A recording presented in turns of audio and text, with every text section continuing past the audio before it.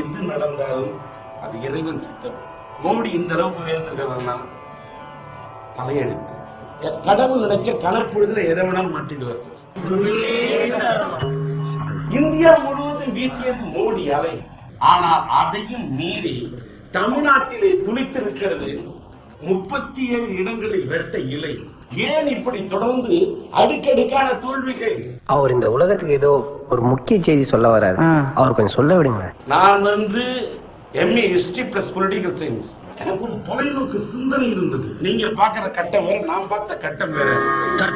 கட்டம் சரியில்லை. மோடியை பத்தி கேள்வி கேட்டீங்க, நோ கமெண்ட்ஸ். ஆனா என்னோட கருத்து என்னன்னு கேட்டா, அதை பற்றி நான் எந்த கருத்துமே கூற விரும்பவில்லை.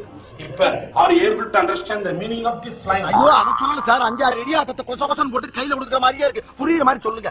5 முறை இந்த நாட்டை ஆண்ட கலைஞர் அவர்களுக்கு புரிந்தும் புரியாமல் இருப்பது விந்தை. இலங்கையிலே அத்தனை அப்பாவி தமிழர்கள் கொன்று குவிக்கப்பட்டார்களே, புதைக்கப்பட்டார்களே, அந்த ஆன்மாக்கள் கொடுத்த தண்டனை. எனக்கு மட்டும் வாய்ப்பு இருந்தால் சட்டமன்றத்தில் போய் நல்லா பேசுறேன். ஒரு ஸ்ட்ராங்கான பார்லிமெண்ட் அமையணும்னா என்ன செய்யலாம்? எங்க நான்